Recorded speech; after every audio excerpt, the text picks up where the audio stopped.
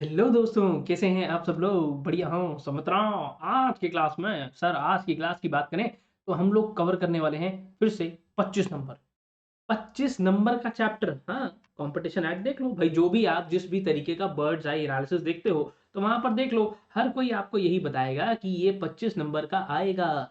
Chapter बहुत जरूरी है दोस्तों। चैप्टर ज़रूरी है तो इसीलिए टॉपिक्स को बहुत अच्छे से कवर करेंगे। थोड़ा सा डिफिकल्टी लेवल मैंने इस बार इंक्रीज किया है ताकि आप लोग आसान क्वेश्चंस तो कर लेते हो, भाई मुश्किल वाले भी बहुत अच्छे से करने हैं। ठीक है सर, अब चलते हैं आगे। यार अब एक बात को समझो, ठीक है? यार पहले क्वेश्चन पे आता हूँ सर। अब हमने सबसे पहले क्या करा था, कंपटीशन। और सर हमने ये चैप्टर नहीं पढ़ा, कोई बात नहीं, इसी चैनल पे कंपटीशन एक्ट की पूरी वीडियो अवेलेबल है, जाओ और जाकर देख लो, क्या दिक्कत है इसी पे। अब तक 1000 बच्चा शायद देख चुका होगा, आप भी देख लो। अगली बात पे आता हूँ। कह रहे सर ये बताओ, आपने ये कंपटीशन एक्ट पढ़ा, आपने बताया होगा एडवर्सिबल इम्पैक्ट, एडवर्स इम्पैक्ट, कार्टलाइजेशन आपने बताया होगा, हाँ, कंपटीशन आपने बताया होगा, हाँ, प्रीडेटरी प्राइसिंग आपने बताया होगा। आपने ये भी बताया होगा कि अगर जब रिलायंस जियो आया था, आकर उसने पूरे रिलायंस जियो को 3 महीने के लिए फ्री कर दिया था। अब कोई चीज अगर फ्री है आप उससे कंपीट नहीं कर सकते, ठीक है ना? अब मैं समोसा बेचता हूँ 10 रुपए का, कोई और इंसान मार्केट में आ गया जिसने आके बोला समोसा फ्री है। अब मैं कैसे कंपटीशन में आ जाऊंगा? तब केस हुआ प्रिडेटरी प्राइसिंग पर। अकॉर्डिंगली अगर हम और आगे चलें तो ऐसा ही केस अभी गूगल पे भी देखने को मिला। ऐसी सारी बातें मैंने तुम लोगों को क्लासेस में बताई हैं, बट यहाँ नहीं बताऊंगा भाई, क्योंकि यहाँ है रैपिड रिविजन में। उतरो रैपिड रिविजन। यार देखो, एक बात बताओ सर, एक स्टडी आई एंडोजीनियस ग्रोथ थ्योरी, ये किसने बताई? इसने ये बताया कि कंपटीशन का सीधा सीधा लेना देना है इनोवेशन से। कह रहा इनोवेशन से, हाँ, 41,000 के आसपास पेटेंट रजिस्टर हो गए हैं भाई इस साल में अभी तक। इनोवेशन क्या होता है? जब भी कुछ नया आता है, आप पहले क्या होता था, टैक्सी लेने के लिए घर से बाहर जाना पड़ता था, अभी क्या हो रहा है, घर बैठो, उबेर का ऐप निकालो। सर उबेर नहीं है, उबर है, उबर का ऐप निकालो, टैक्सी बुक करो, छुट्टी। अब इसके अंदर बहुत सारी थ्योरीज आई, और ये थ्योरी हमें किसने बताई ये बताओ? कह रहा सर यूके वाइट पेपर ने। मैंने कहा नहीं, यूके व्हाइट पेपर की थ्योरी का नाम था वर्ल्ड क्लास कंपटीशन रिजाइन। मैंने कहा ये तो नहीं है। ठीक है सर। फिर आया निखिल। निखिल ने आके, निखिल था निखिल का बड़ा भाई, जिसने बताया हमारे को कंपटीशन एंड, इसने बताया कंपटीशन एंड कॉर्पोरेट परफॉर्मेंस। इसने अलग अलग 3 चैनल हमारे को बताए कि भाई परफॉर्मेंस को कंपेयर करने के लिए आपके पास 3 चैनल हैं। आप अच्छी अपॉर्चुनिटीज प्रोवाइड करो, परफॉर्मेंसेस को कंपेयर करो, प्राइस इलास्टिसिटी ऑफ डिमांड उसको हायर रखो, और अच्छे एफर्ट्स लगाओ ताकि आप अपनी प्रोडक्टिविटी में कॉस्ट को कम कर पाओ। अपन ने सब कर रखा भाई, सब कर रखा आपने, हाँ। तभी तो देख लो यार, पूरे का पूरा ग्रुप मिलता है 4499 पे हमारे। पी एगेन एंड पी होविट, ये वो लोग हैं जिन्होंने ये आपको थ्योरी डेवलप करके दी कि जी हाँ बिल्कुल सही, हम लोग ही वो हैं जो आपको कह रहे हैं कि टेक्नोलॉजी का बहुत बड़ा इंपैक्ट आपके राइवल्स पे पड़ता है। भाई ये तो अजनीर गौहर ने एक बात बोली, उन्होंने कहा कि जो ये बिजनेस है ना टैक्सी वाला, ये लड़ाई झगड़े वाला था, बदमाशी का था, हाँ, बदमाशी का था। कह रहा भाई आप चले जाओ, आपकी नई टैक्सी है, नया रिक्शा, वहां पे वो लगने ही नहीं देगा। कह रहा ओला आ गया, ओला ने ऑनलाइन सिस्टम शुरू कर दिया, आज शायद 1,25,000 के आसपास टैक्सीज दिल्ली में ऑपरेट करती हैं। 1 लाख डेटा था 2021 का, अभी पता नहीं एग्जैक्ट नंबर कितना होगा। सर माइकल पोर्टर ने ये बात करी थी, कैन जापान compete, उन्होंने जापान की बात करी। तो सर हम मैच देखें या आपको देखें? हाँ ये तो मैं जानता हूँ, मैच देखें, पर यही कॉल सही लेनी है। देखो यार, अब एक और चीज, एक डेफिनेशन यहाँ पर निकल कर आई जब इन्होंने कहा कि भाई कंपटीशन को सबने अलग अलग तरीके से बताया। अब अगर मैं जिसे बेबी, मैं तो खैर किसी को बेबी बोलता नहीं, आप अगर किसी को बेबी बोलते हो, मैं उसको थोड़ी बेबी बोल सकता हूँ, भाई लड़बड़ोगे आप मेरे को, क्या आप इसको कैसे बोल रहे हो? हाँ, सबने अलग अलग तरीके से अपनी डेफिनेशन बताई है। कह रहा ठीक है, कह रहा ऐसे ही, ऐसा वो कौन सा इंसान है जिसने कंपटीशन को लेकर ये बोला कि फुल रेंज ऑफ मेजर्स जो आप यूज करते हो अपने मार्केट स्ट्रक्चर में, पूरा जोर लगाते हो। कह रहा पर sir not limited to comprehensive competition law dealing with anti competitive practices of the enterprise. पता नहीं सर, ये तो किसने बोला, ये तो डेफिनेशन ही हमने पहली बार सुनी है। ये बोला था WTO ने, सिर खुजाने की जरूरत नहीं है। वर्ल्ड बैंक ने, WTO ने, इन सब ने थोड़ी थोड़ी बातें करी, बट जो जरूरी है वो मैंने आपको सीधा सीधा बता दी। वर्ल्ड बैंक और OECD ने एक फ्रेमवर्क बताया था, framework for design and implementation of the competition law, और उन्होंने भी यही कंपटीशन एनवायरनमेंट के बारे में बात करी थी कि बहुत डायनेमिक है भाई, चीजें बदलती जा रही हैं। एक जमाने में फोन आया करता था, अब आप Oppo, Vivo, Poco, one plus जो मर्जी खरीद लो, सबका मालिक एक ही है। और बाजार में कंपटीशन दिख रहा है, बाजार में आपको लगता है ओप्पो से बेटर वीवो है, वीवो से बेटर रियलमी है, रियलमी से बेटर पोको है। अब सबकी सबकी ओनरशिप एक ही बंदे के पास है। सर सबका मालिक एक तो साईं बाबा बोलते थे, हाँ वो साईं बाबा वाली बात को सब उस बंदे ने पूरा माना है। सारे ब्रांड उसी के अपने हैं। आगे लेकर चलता हूँ सर, खैर कोई बात नहीं। अब अगले फंडे पर आते हैं कि अब इनमें से कौन सी ऐसी चीज है is considered to be benefit. Competition से किस चीज का बेनिफिट होता है ये बताओ। यार सर कस्टमर, अगर मैं भाई आज मेरे पास, ठीक है, अगर हम लोग बात करें तो आज अगर मेरे को फोन खरीदना है, सर कितनी वेबसाइटें हैं, अमेजॉन है, फ्लिपकार्ट है, विजय सेल्स है, क्रोमा है, यहाँ पर जा सकता हूँ, फोन खरीद सकता हूँ। हाँ, इलेक्ट्रॉनिक्स खरीद सकते हो सर, दुकानों पर जा सकते हो, ऑनलाइन खरीद सकते हो। कपड़े खरीदने, और 20 तरीके की वेबसाइट है, मिंत्रा है, फ्लिपकार्ट है, मीशो है, पता नहीं कितने हैं। अगर सामने जाना है, जारा है, और वो नया क्या आया, जूडियो, जूडियो है, बहुत कुछ है, बहुत कंपटीशन है। तो कंपटीशन होने की वजह से कस्टमर को तो बहुत सारी वैरायटी मिल रही है। पार्ले जी है, टाइगर है, सनफीस्ट है, आटे वाले बिस्किट हैं, बहुत है। तो broad range of services and the products at the competitive prices मिलते हैं, ये तो बात ठीक है। कह रहे और हमेशा से ही प्रोड्यूसर कोशिश करता है कुछ नया लाने की। आपको जो भी इंसान सस्ते में माल दे देगा आपके लिए वही बढ़िया है। हाँ, जो सस्ते में देगा वही वही बढ़िया काम कर रहा है। भाई मेरे पास तो दो ऑप्शन है ना, एक दूध वाला कहता है 70 रुपए, एक कहता है 80 रुपए। मैंने कहा जो बढ़िया क्वालिटी देगा सस्ते रेट पर मैं तो उसके पास जाऊंगा। Allocative and productive efficiency, efficiency बढ़ती है, बिल्कुल सर एफिशिएंसी तो बढ़ेगी ही बढ़ेगी, ये तो काम होना ही होना है। कंपटीशन अगर होगा तो एफिशिएंसी बढ़ेगी। मार्केट कंडीशंस बेटर होंगी, कह रहे सर बिल्कुल, मार्केट कंडीशंस भी आपकी हेल्दी हो जाएंगी। यस, तो ये सारे के सारे क्या है, बेनिफिट्स हैं, बिल्कुल है।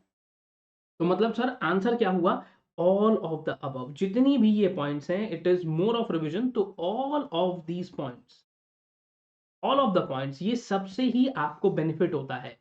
सरकार नजर बनाए रखती है कि भाई ऐसा तो कोई नहीं है। अगर मान लो मेरी दुकान है समोसे की, भाई पड़ोस में एक इंसान चोरी करके ले आया समोसे कहीं से, वो बेच रहा है, तो मैं जितना मर्जी जोर लगा लूं, वो समोसे जिस हिसाब से बेच रहा है मैं नहीं बेच पाऊंगा भाई, मैं नहीं बेच पाऊंगा। मेरे पास तेल है, आलू है, समोसा है बनाने के लिए, मेरे पास मोटू पतलू है, तेरे पास क्या है, तू तो आता है चोरी करके ले जाता है।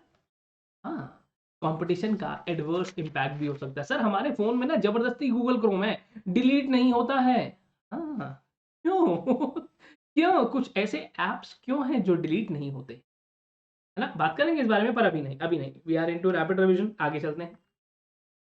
क्या sir, regulatory body of the competition act 2002, कह रहा कौन सी वो रेगुलेटरी बॉडी है। जैसे देखो कंपनीज एक्ट में आरओसी है, आरडी है, सेबी है। कह रहा यहां पर जो आपके पास, सर हमारे पास सीसीआई है, बस ठीक है, शाबाश। सीसीआई की फुल फॉर्म क्या होती है, competition commission of India, competition council of India, competition council advisory council of India, competition appellate tribunal of India. आसान है सर, ये रहा इसका आंसर, शाबाश, शाबाश, बहुत बढ़िया। चलो सर और आगे लेकर चलता हूं। अब कुछ चीजें ऐसी आ जाती हैं, जब मैं कहता हूं कि हम मार्केट में तीन लोग हैं, आप, मैं और मोटू पतलू, ठीक है, और ये है मोटू पतलू। मोटू पतलू मैं, और चलो आप छोड़ो, आप रहने दो, आप पढ़ाई पे ध्यान दो। मैं यहाँ लेता हूँ कैटरीना को। कैटरीना को क्यों ले आते हो सर, अरे कोई बात नहीं, हम तीन बंदे हैं मार्केट के अंदर, ठीक है।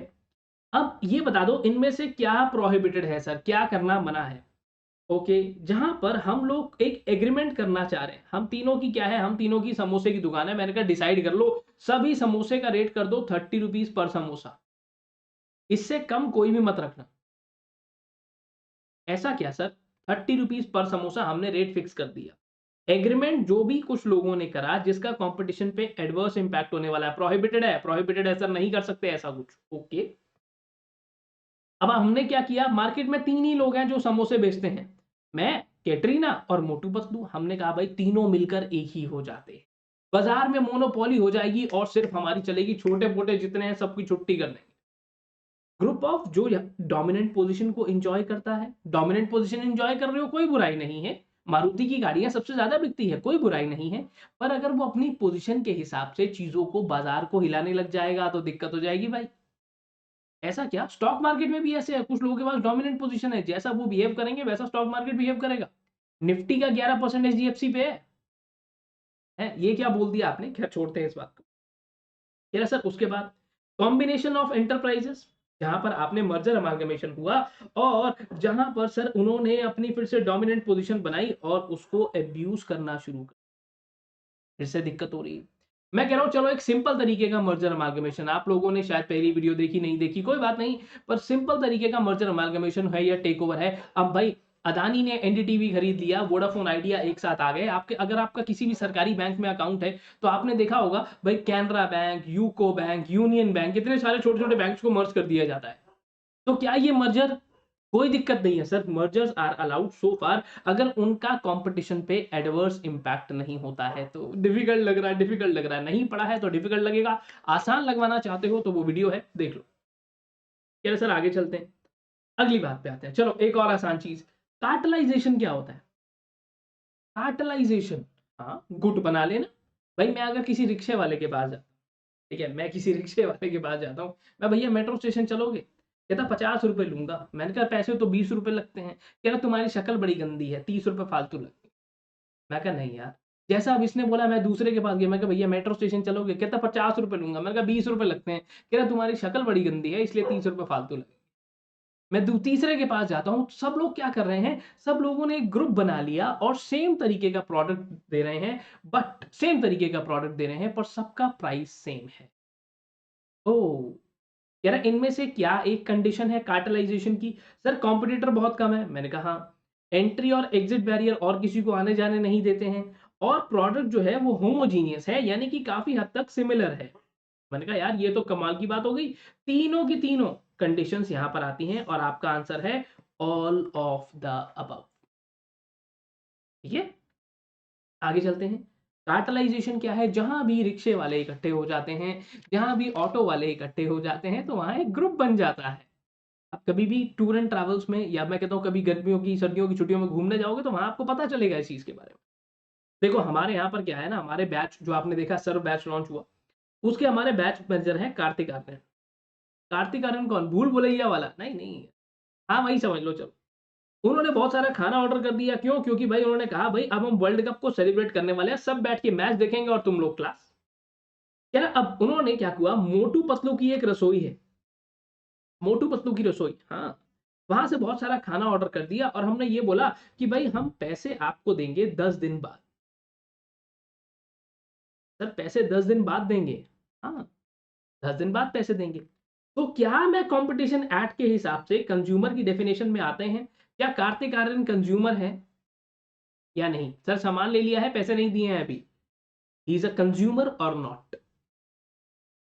सर सामान ले लिया, पैसे नहीं दिए, ऐसा तो हम लोग भी बहुत बार करके आ जाते हैं, यस। तो आप एक कंज्यूमर हो। सर ये पता नहीं, एक्सपर्ट ओपिनियन, एक्सपर्ट ओपिनियन मतलब मुझसे पूछ लो, एक्सपर्ट ओपिनियन है तो वो वीडियो है ना, देख लेना, वहां पे कौन बनेगा करोड़पति थोड़ी है जो ये ऑप्शन मिलेंगे, वो तो ऐसे मजे मजे में लिख देते हैं। देखो अब बात करते हैं छोले भटूरे की। भाई मेरे घर के पास में एक राधे श्याम छोले भटूरे वाला है, उसने कॉन्ट्रैक्ट करा सीताराम छोले भटूरे वाले के साथ, ठीक है। इन्होंने कहा अब जितने भी छोले भटूरे हमारे यहाँ बिकते हैं ना, हम दोनों मिलकर यार छोले भटूरे की डिमांड बढ़ाएंगे। तू भी, आज मैं भी 200 प्लेट बनाऊंगा, तू भी 200 प्लेट से ज्यादा मत बनाना। ओके, वो कह रहा है मैं तो ज्यादा बनाता हूँ, कह रहा है नहीं नहीं नहीं, किसी भी चीज का प्राइस कब बढ़ता है, जब डिमांड नहीं है, सॉरी जब डिमांड है और हम सप्लाई नहीं देंगे। कह रहा दोनों मिलकर 400 प्लेट बनाएंगे, प्रोडक्शन को कंट्रोल करने की कोशिश कर रहे हैं। ओ, अब लोगों के पास और कोई ऑल्टरनेटिव है नहीं, इन दोनों राइवल्स ने हाथ मिला लिया। सर अब क्या हो गया, क्या कंपटीशन पे एडवर्स इंपैक्ट पड़ेगा? ये कहेंगे कि भाई मेरी 200 प्लेट जो आज रेट 50 रुपए 50 रुपए 50 रुपए है, ये कहेगा इसका रेट हो गया 150 रुपए। दोनों ने मिलकर, दो ही रिक्शे वाले आपकी कॉलोनी में है, दोनों ने मिलकर हाथ मिला लिया कि भाई अब किसी को भी मेट्रो स्टेशन जाना है तो 100 रुपए लेंगे। तो क्या इसका नेगेटिव इंपैक्ट होगा कंपटीशन पे? सर यस नो एक्सपर्ट बुला लो और ऑडियंस से पूछो। ऑडियंस से कैसे पूछेंगे सर? आप लोग ऑडियंस हो ना, पेपर में ऐसा कुछ होने वाला नहीं है। सर ये ऑप्शन दे दो, फर्रे चला लो। ना ना ना भाई, बिल्कुल गलत बात। क्या ये कार्टलाइजेशन है? Obviously it is a cartelise. ओ, आगे चलते हैं। अब सरकार ने क्या करा, हाईवे को डेवलप करना है। आपने देखा भाई हाईवे डेवलप हो रहा है, दिल्ली से मुंबई हाईवे बन रहा है। हाँ, तो सरकार ने कहा चलो एक काम करते हैं भाई, हाईवे को बनाएंगे। ओके, अब सब लोगों से बिड मंगवाई गई, कौन सस्ते में काम करके देगा। सलमान खान डेवलपर्स हैं और कैटरीना कैफ बिल्डर्स हैं। इन दोनों ने मिलकर डिसाइड किया कि हम दोनों आइडेंटिकल सेम बिड दे देंगे। या तो फिर इन्होंने ये कहा कि कैटरीना मैं ज्यादा बिड लगाऊंगा, तुम कम बिड लगाना, तुम कॉन्ट्रैक्ट रख लेना। ओ, इन्होंने कहा हम दोनों मिलकर बाकी के जो बिडर आ रहे हैं ना, जैसे बाकी के बिडर आ रहे हैं, सबको बाहर करेंगे, सबको भगा देंगे। ओ, स्क्वीज आउटसाइड बिडर। कंपटीशन तो होना ही नहीं दे रहा है ये। तो क्या ये वैलिड है? It is allowed and valid, और it is invalid and prohibited. It is invalid and prohibited straight away.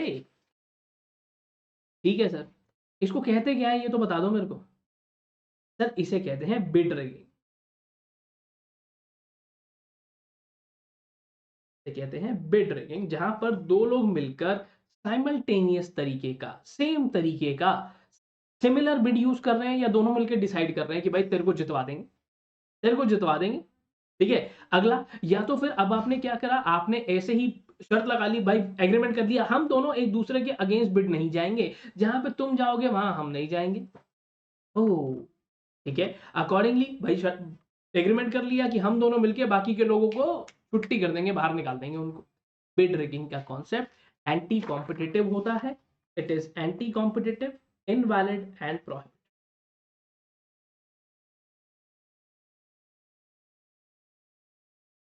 ठीक है सर, चलो आपको और आगे लेकर चलते हैं। अब राजकुमार लस्सी वाला। सर बहुत हो गया लस्सी वाला, मेरे को भूख लगने लग जाएगी अब। तो खा लो, पर हेल्दी खाना, तबीयत का ध्यान रखना, पेपर आने वाला है। उसका एक वेंडर है शिनचैन। अब राजकुमार लस्सी वाला शिनचैन को लस्सी देता है, और लस्सी का प्राइस है 50 रुपए पर लस्सी, 50 रुपीज पर ग्लास। मीठी लस्सी है सर, मीठी लस्सी है, बढ़िया एकदम, खा पी के डकार मार के सो जाओ, बल्ले बल्ले। यार अब इसने साफ साफ शिनचैन को बोला कि शिनचैन तू 50 रुपए पर ग्लास से नीचे नहीं बेचेगा। He will not sell lassi below the price specified by Rajkumar lassi वाला। ये किस तरीके का एग्रीमेंट है? बताओ जी, ये किस तरीके का एग्रीमेंट है? कह रहा सर ये तो मतलब एंटी कॉम्पिटेटिव है। ना ना ना, इनमें से कौन से तरीके का एग्रीमेंट है? सर इनमें से ये टाई इन है, या तो फिर इनमें से ये एक्सक्लूसिव सप्लाई, एक्सक्लूसिव डिस्ट्रीब्यूशन है ना, या तो फिर रिफ्यूजल टू डील एग्रीमेंट है। सर टाइम कैसे होता है? मैं एक दुकान पे जाता हूँ, मैंने कहा यार मुझे विक्स चाहिए, कह रहा है विक्स तब दूंगा जब पेन खरीदेगा। जबरदस्ती है क्या? हाँ जबरदस्ती है, टाई इन एग्रीमेंट। जहां पर आपने सेल के ऊपर कंडीशन लगा दी, तो कहता सर ये तो नहीं है। अच्छा, एक्सक्लूसिव सप्लाई, एक्सक्लूसिव डिस्ट्रीब्यूशन, ये भी नहीं है। का मतलब सिर्फ हमें ही माल सप्लाई करेगा। जैसे कोई एक कंपनी है, आपने बोला तुम कहीं और नहीं जाओगे, तुम आज के बाद सिर्फ और सिर्फ मेरी हो, और जितना भी प्रोडक्शन तुम्हारे यहाँ होगा तुम मेरे अलावा कहीं और प्रोडक्शन नहीं करने वाले, सारा प्रोडक्शन हमारे यहाँ ही सप्लाई करने। ओके, कह रहे सर रिफ्यूजल टू डील, आज के बाद इसे माल नहीं बेचेगा। ओ, मना कर दिया सामने वाले को। यस, रिफ्यूजल टू डील, जहां पर आपने किसी भी क्लास ऑफ पर्सन को बोल दिया कि भाई यहां से सामान नहीं खरीदेगा, यहां पे सामान नहीं बेचेगा। और रीसेल प्राइस मेंटेनेंस, ये है आपका आंसर। यहाँ पे क्या हो रहा है, इसने तो सेल कर दिया, सिंचैन जब रीसेल करेगा तो कह रहा है 50 रुपए से कम नहीं बेचेगा भाई, कोई भी प्राइस आपने वहां फिक्स कर दिया। ओके, ओके, ये सब क्या है, एंटी कॉम्पिटिटिव होते हैं। यार अब एक और चीज बताओ, कि अगर आपने कहा कि सर कोई ऑर्गेनाइजेशन है जो कि डोमिनेंट पोजीशन को एब्यूज कर रहा है, ठीक है, तो मैं कैसे मान लूं कि किसी की डोमिनेंट पोजीशन है? ओह! ऐसा क्या? मैं कैसे मान लूँ इस चीज़ को कि भाई डोमिनेंट पोज़ीशन है इसकी, इसकी चलती है भाई की, वो कहते हैं ना तेरे भाई का तो नाम चलता है। ओह! मैं कैसे मान लूँ? कह रहा सर देखो, पहली बात, या तो वो प्राइस को कंट्रोल करता हो। अच्छा, कह रहा वो डिमांड और सप्लाई को कंट्रोल करता हो, या तो वो अनफेयर कंडीशन लगा देता है माल खरीदने पर कि भाई सामान ठीक है, तुम्हारे को 1 किलो की पैकिंग चाहिए, हमारे पास 1 किलो की पैकिंग नहीं है। 1 किलो की पैकिंग खरीदनी है, साथ में 2 टूथपेस्ट खरीदने पड़े। ठीक है, आप कह रहे हो कि भाई मेरे को चावल चाहिए, नहीं दाल भी हमारे से खरीदनी पड़ेगी वरना चावल नहीं मिलेगा। या तो फिर आपने कहा गाड़ी चाहिए मेरे को, गाड़ी खरीदनी है तो सर्विस भी हमारे से करानी पड़ेगी वरना नहीं चाहिए। कुछ भी आपके पास अनफेयर तरीके की कंडीशन लगा रहा है, प्राइस कंट्रोल कर रहा है, डिमांड सप्लाई को खेल खेल रहा है, कह रहा सर इनमें से कुछ भी कर रहा है तो वो अपनी पोजीशन को एब्यूज कर रहा है, पोजीशन का गलत फायदा उठा रहा है। ओके, ऐसा क्या? हाँ भाई, आपके पास पावर है, आप कुछ भी कर दोगे क्या? नहीं कर सकते। तो answer is all of the above. आगे चलता हूं सर। प्रीडेटरी प्राइसिंग का क्या मतलब होता है? भाई रिलायंस ने जब जियो लॉन्च किया तो सब लोगों ने कहा कि भैया ये प्रीडेटरी प्राइसिंग कर रहा है, प्रीडेटरी प्राइसिंग कर रहा है। प्रीडेटरी प्राइसिंग होता क्या है? यानी कि selling of goods and services at जितना कॉस्ट प्राइस है उस पे बेच दिया, कॉस्ट प्राइस से ऊपर यानी कि कॉस्ट प्राइस प्लस थोड़ा सा प्रॉफिट, बहुत कम प्रॉफिट रख के बेच दिया, या तो फिर below cost price, cost price से भी नीचे बेचने लग गया। Sir answer is cost price से भी कम बेचोगे तो वो प्रीडेटरी प्राइसिंग कहलाया जाता है। ओ ऐसा क्या? अब अगली बात, यहां पर इन टॉपिक्स को बहुत अच्छे से समझना। ये डी मिनिमिस एग्जाम्पशंस यहां पर काम करने वाली हैं। ये आपको बहुत अच्छे से आना चाहिए। बहुत बड़ी बड़ी डील्स होती हैं। आपने मिंत्रा का नाम सुना होगा, Myntra is acquired by Flipkart. Oh, Snapdeal free recharge का है। एक टैक्सी फॉर श्योर आता था, दैट अप्लाइज, वो भी ओला का है। ओ ऐसा क्या? आने वाले टाइम में देखोगे रैपिडो को भी कोई खरीद लेगा। अगर रैपिडो को नहीं खरीदा तो डेफिनेटली सबने अपनी एप्लीकेशन के अंदर ही वो मॉडल डाल दिया कि भाई ठीक है लो हो गया, हमारे यहाँ पे भी आ जाओ और हमारे यहाँ से भी आपको टू व्हीलर टैक्सी मिल जाएगी। तो इन थ्रेशोल्ड लिमिट्स का बहुत ध्यान रखना है एंटरप्राइज लेवल पर। अगर मैं इंडिया में देख रहा हूं या मैं वर्ल्ड वाइड देख रहा हूं, वर्ल्ड वाइड में इंडियन पोर्शन इंक्लूड करके देख रहा हूं तो इतने एसेट्स, टर्नओवर के बेस पे इतना, ये बिल्कुल भी किसी हाल में भूलना नहीं है। ये और डी मिनिमिस एग्जाम्पशन, ये दोनों चीजें आपके पास अप्लाई होती हैं। ठीक है, ये थ्रेशोल्ड भी आपको पता होनी चाहिए। भैया गड़बड़ बिल्कुल मत कर कर आना। ग्रुप लेवल 8000, यहां पर आप एंटरप्राइज लेवल पर देख रहे थे, फिर उसके बाद अगर आप ग्रुप लेवल पर देखते हो तो ये चीजें अप्लाई, इनको बिल्कुल बिल्कुल मत भूलना। ऐसे ही अगर आपको डी मिनिमिस एग्जाम्पशंस चाहिए तो अकॉर्डिंगली आपके टारगेट एंटरप्राइज, इतना एसेट बेस और ये टर्नओवर, इसको भी नहीं भूलना। It is very important. Limits के पॉइंट ऑफ व्यू से, फिल इन द ब्लैंक्स बनाने के पॉइंट ऑफ व्यू से, ट्रू एंड फॉल्स के पॉइंट ऑफ व्यू से, जहां भी नंबर्स दिखते हैं ना थ्योरी में, वो बनाना आसान हो जाता है। बहुत क्वेश्चंस बन सकते हैं इस पे, 20 क्वेश्चन बना लो। तो इन लिमिट्स को बिल्कुल भी भूल कर मत जाना। ठीक है, आगे चलते हैं सर, अगली बात पर आते हैं। अब अदानी ने एनडीटीवी को एक्वायर कर लिया और अदानी भाई साहब ये कह रहे हैं कि मेरे पास 24% वोटिंग पावर्स आ गए हैं एनडीटीवी के अंदर। तो क्या ये एब्यूज ऑफ डोमिनेंट पोजीशन है? हाँ क्या ना? Can we say this take over will appreciable adverse effect on the competition? No sir. क्यों? नॉर्मल तरीके का मर्जर अमालगमेशन है, और अगर ये 25% ऑफ वोटिंग राइट से ज्यादा हो जाता तो हम कहते कि इंपैक्ट हो सकता, अदरवाइज नहीं, कोई दिक्कत नहीं है। कोई दिक्कत नहीं है, कोई दिक्कत नहीं है, मौज करने दो उसको। नॉन एप्लीकेबिलिटी में आ जाता है। यार सर कोई दिक्कत ही नहीं है, ऐश कर बेटा ऐश कर। 25% के ऊपर आ जाएगा तो हम लोग बात करेंगे। ये आपने कॉम्बिनेशन रेगुलेशंस को अगर पढ़ा है, वहां पर ये बात बताई जाती है, कभी भी शेयर्स को, वोटिंग राइट्स को अगर आप एक्वायर कर रहे हो, एक्वायरर खुद जा रहा हो या कुछ पीएसी के साथ जा रहा हो, सामने कुछ शेयर होल्डर्स हैं, तो अकॉर्डिंगली कुछ कंडीशंस का ध्यान वहां पर। ठीक है, वो कंडीशन क्या है कि 25% ऑफ वोटिंग राइट्स तक आपने ले लिया, कोई दिक्कत नहीं है सर। उसके आगे जाओगे तो फिर बात पूरा टेक ओवर रेगुलेशन भी अप्लाई हो जाएगा, इसका भी ध्यान रखना पड़ेगा। ओ तो सर ये कब पढ़ेंगे, मौका मिलेगा तब, अब आपके फाइनल में पढ़ेंगे तब। यार अब एक और चीज, बहुत बार आप देखोगे कि कंपटीशन कमीशन ऑफ इंडिया कैसे डिसाइड करता है कि किसी के पास डोमिनेंट पोजीशन है या नहीं है। ओ जैसे वो स्टूडेंट ऑफ द ईयर में कहता ना, जब मैं परफॉर्म करता हूं ना तो पूरा स्टॉक मार्केट हिल जाता है। ओ अगर आज रिलायंस कंपनी को कुछ हो जाता है, ठीक है, तो क्या पूरा स्टॉक मार्केट हिलेगा? पूरा हिलेगा सर। एचडीएफसी बैंक में बता रहा हूँ, निफ्टी में 11% कॉन्ट्रीब्यूशन भाई।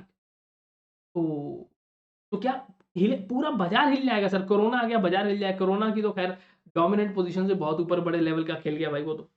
अब कभी भी अगर सीसीआई डिसाइड करेगा डोमिनेंट पोजीशन को, कौन से फैक्टर्स को ध्यान में रखता है? पहला, मार्केट शेयर। दूसरा, कस्टमर की कितनी डिपेंडेंसी है।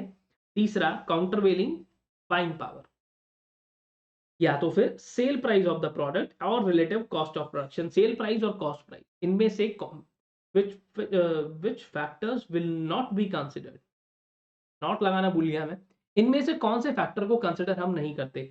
सर इन तीनों को तो कंसिडर करते हैं, इसको नहीं करते। सेल प्राइस और कॉस्ट ऑफ प्रोडक्शन, मुझे क्या मतलब वो कितने का बना रहा है, कितने का बेच रहा है, कंपटीशन कमीशन ऑफ इंडिया कहता है मेरे को कोई लेना देना नहीं है, मेरे को लेना देना सिर्फ इस बात से है कि भाई तू करता क्या है। अगली बात पे आओ, कह रहे सर रेलेवेंट प्रोडक्ट मार्केट, इससे क्या मतलब है? रेलेवेंट प्रोडक्ट मार्केट, ये रेलेवेंट प्रोडक्ट मार्केट से आपका क्या मतलब होता है? एक टर्म है, एक डेफिनेशन है रेलेवेंट प्रोडक्ट मार्केट, अगर आपने देखी हो, कहीं सुनी हो, ऐसा कुछ देखा हो। रेलेवेंट प्रोडक्ट मार्केट नहीं सुना? नहीं सुना, कोई बात नहीं, मैं बता देता हूँ।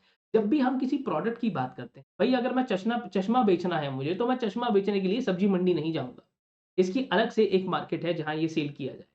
सब्जी मंडी जा रहे हो तो रेलेवेंट तरीके के फ्रूट्स वेजिटेबल्स यही सब वहां पर मिलते हैं, आप वहां जाकर ये नहीं कह सकते भैया मैं तो कारपेंटर लेने आया था। तो physical characters of goods, price of goods and services, consumer preferences, क्या सर ये सब क्या आते हैं उसमें? हाँ या ना, ये आप मेरे को बताओ, हाँ या ना करो, फिर मैं एक्सप्लेन करता हूँ। सर रेलेवेंट प्रोडक्ट मार्केट हमने सुना है, हाँ सुना है, ओके। रेलेवेंट प्रोडक्ट मार्केट को डिसाइड करते हुए कुछ पॉइंट्स को ध्यान में रखा जाता है, जैसे कि physical characteristics of goods, price of goods and oops sorry physical characteristics of goods, price of goods and services, consumer की preferences, specialization of product, classification of industrial product और exclusion of in-house production। इन चीजों को ध्यान में रख के ही आपका competition commission of India decide करता है कि भैया हमने क्या करना है आगे और क्या नहीं। यार अच्छा सर चलो मान लो अगर कभी इंक्वायरी हुई और ये बोला गया दया कुछ तो गड़बड़ है, दया दरवाजा तोड़ते हैं, चलो ठीक है, यार अब कौन से ऑर्डर पास किए जा सकते हैं, कंपटीशन कमीशन ऑफ इंडिया कौन सा ऑर्डर पास कर सकता है? वो ऐसा बोल देगा कि एग्रीमेंट डिसकंटिन्यू हो रहा है, पेनल्टी लगा देगा, एग्रीमेंट को मॉडिफाई करने के लिए बोलेगा, या इनमें से कुछ भी कह सकता है करने। Again all of the above. हाँ, कंपटीशन कमीशन ऑफ इंडिया बहुत खतरनाक बंदा है भाई। वो आपको कुछ भी, अगर उसे लगा appreciable adverse effect on the competition आ रहा है, तो बहुत सारी पावर है भाई के पास, भाई तो पावर निचोड़ देगा सारी की सारी। ऐसा क्या? यस यस, बहुत सारे फैक्टर्स को देखने के बाद वो आपके कॉम्बिनेशन को खत्म भी कर सकता है, आपको एग्रीमेंट मॉडिफाई करने के लिए भी बोल सकता है, और पेनल्टी लगाने के लिए भी बोल सकता है। ओ तो answer is all of the अब। कह रहे सर अब ये पेनल्टी जो लगाएगा, अब आपने पीछे वाला क्वेश्चन देखो सर, आपने बोला सीसीआई पेनल्टी लगाएगा, कितनी पेनल्टी लगा सकता है?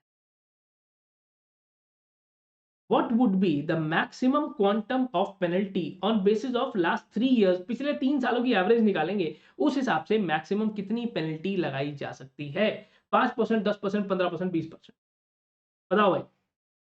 सर मैक्सिमम 10%, इससे ज्यादा नहीं। Maximum 10% of the average profit of the average of last 3 years, पिछले 3 सालों की एवरेज हम लोग यहाँ पर निकालने।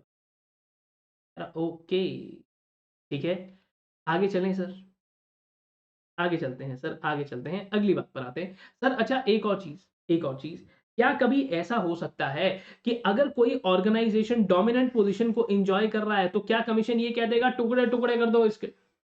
टुकड़े टुकड़े करने के लिए भी बोल सकता है, डिवीजन करने के लिए बोल सकता है, यस। उसके पास ये पावर है, वो बोल देगा भाई ये ज्यादा ही पावरफुल हो गया है, इसका साम्राज्य तोड़ो, इसको टुकड़े टुकड़े कर दो इसके। ओह ऐसा क्या? ट्रांसफर, प्रॉपर्टी ट्रांसफर करने के लिए बोल सकता है, कॉन्ट्रैक्ट ट्रांसफर करने के लिए बोल सकता है, कुछ सिनेरियोज में तो वाइंड अप करने के लिए बोल सकता है, शेयर्स ट्रांसफर करने के लिए बोल सकता है, एमओए एओए को अमेंड करने के लिए बोल सकता है, ये सारी बातें।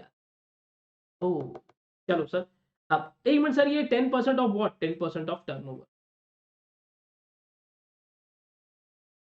टर्नओवर का 10% ये तो प्रॉफिट होगा उसका टोटल, हाँ तो क्या? अब एक एग्रीमेंट होता है अम्माजान और टीसीएस के बीच में, कहां पर? इंडिया के बाहर। वो कुछ सॉफ्टवेयर डेवलपमेंट करना चाहते हैं इंडिया में, ताकि इंडिया में जो अमेज़न काम कर रहा है उसकी स्पीड बढ़े। सर अच्छा, एग्रीमेंट कहाँ हो रहा है? इंडिया के बाहर। इफेक्ट कहाँ पड़ रहा है? इंडिया के अंदर। Oh, such agreements which are executed outside India.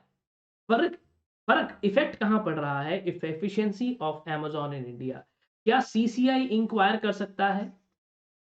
Yes, section number 32 में ऐसा लिखा है कि अगर कहीं भी कोई बात हो जाए, कोई एग्रीमेंट एग्जीक्यूट हो जाए, कोई party to agreement outside India हो, या कोई एंटरप्राइज डोमिनेंट पोजीशन में इंडिया के बाहर है, कोई कॉम्बिनेशन इंडिया के बाहर है, कोई पार्टी टू कॉम्बिनेशन इंडिया के बाहर है, पर इफेक्ट अगर इंडिया में पड़ रहा है, तो सीसीआई कह रहा है तेरा भाई तो अब डॉन है, तेरा भाई तो डॉन है, अपन नहीं छोड़ते किसी को। ओके सर, यस नो और नहीं आता मुझे ये, नहीं आता मुझे ये, तो क्या करना है, कंपटीशन एक्ट की वीडियो देख ले, it is very simple.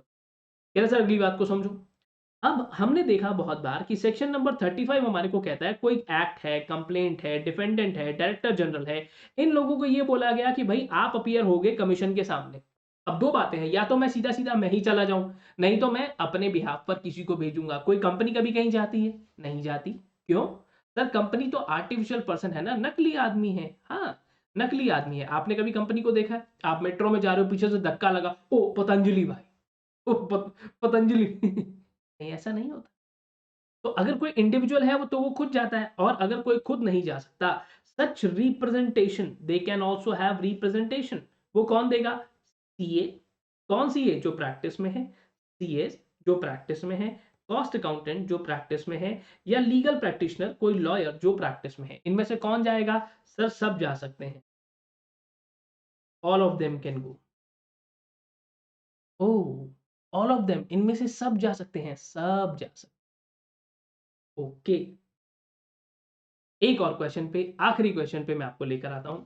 Central government या स्टेट गवर्नमेंट या कोई भी लोकल अथॉरिटी ऑर्डर पास हो गया, अब रोने लगे, मैं नहीं मानता तुम्हारी बात, तो फिर कह रहा sir they can prefer an appeal. Appeal कर सकते हैं, कहां जा सकते हैं? एपेलेट ट्रिब्यूनल पे। अब ये एपेलेट ट्रिब्यूनल पे जाने का टाइम कितना है? अगर आपको कभी भी ऐसा होता है और आपको भाई ऑर्डर नहीं पसंद आया, आपने भाई हाई कोर्ट से सुप्रीम कोर्ट जाना है, आप कह रहे हो नहीं मेरे को नहीं जाना, मैं नहीं सुनता तुम्हारी बात, मैं तो अपील फाइल करूंगा आगे। कह रहा ठीक है, अपील फाइल कर दे, कितने टाइम में? कह रहा कितने टाइम में? In how many days? 60। इस एक्ट की खास बात यह है कि अगर कभी भी अपील फाइल करनी है, चाहे इधर चाहे सुप्रीम कोर्ट पे, time period remain same for 60। तो ध्यान रखना, chapter is very important. Rapid revision में हूं तो इसीलिए डिटेल्ड पढ़ाई जरूर करो, फटाफट से क्वेश्चंस भी जरूर करो, कॉन्सेप्ट को रिकॉल भी जरूर करो, सब करो। ठीक है, that's it from your side, from my side actually. Thanks you so much for your time. जल्दी से मिलते हैं अगली क्लास में, तब तक के लिए बाय बाय।